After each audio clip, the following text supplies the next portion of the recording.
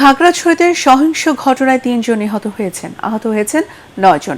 বৃহস্পতিবার রাতে জেলা শহরের নারানখাইয়ায় দুই পক্ষের সংঘর্ষে এ হতাহতের ঘটনা ঘটে।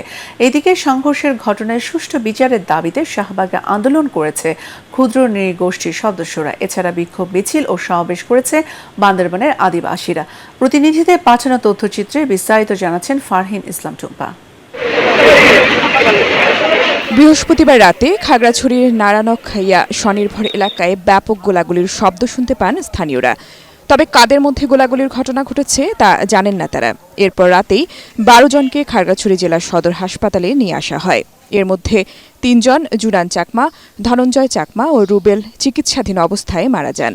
জেলা সদর হাসপাতালের আবাসিক চিকিৎসক ডাক্তার রিপোর বাপ্পি চাকমা জানান, আহত ৯ জনের মধ্যে কয়েকজন গুলিবিদ্ধ।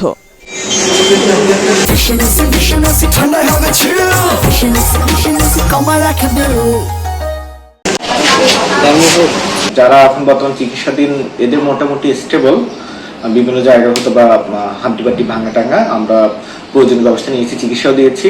দীঘিনালার স্থানীয় বাসিন্দারা জানান, বুধবার সকালে চুরির অভিযোগে গণপিটুনিতে জেলা সদরের নোয়াপাড়া নিউজিল্যান্ড সড়কে মোহাম্মদ মামুন নামে এক ব্যক্তি নিহত হন।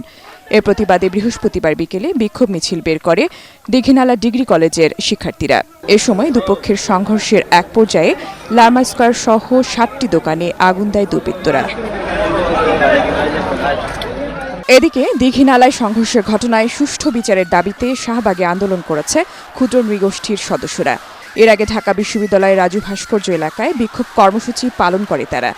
দীঘিনালায় বাঙালি পাহাড়ি সংঘর্ষের ঘটনায় জড়িতদের আইনের আওতায় আনার দাবি জানান তারা।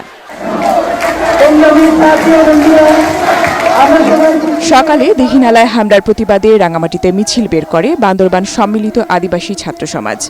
রাজবাড়ির মাঠ থেকে বের হয়ে শহরের প্রধান প্রধান সড়ক প্রদক্ষিণ করে বান্দরবান প্রেস ক্লাবের সামনে গিয়ে জড়ো হয়।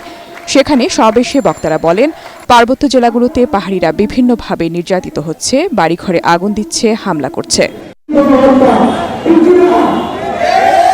এদিকে পরিস্থিতি নিয়ন্ত্রণে দীঘিনালায় সেনাবাহিনী ও বিজিবি মোতায়েন করা হয়েছে বলে জানিয়েছেন জেলা প্রশাসক মোহাম্মদ শহীদুজ্জামান। ফারহিন ইসলাম টুম্পা, এটিএন বাংলা।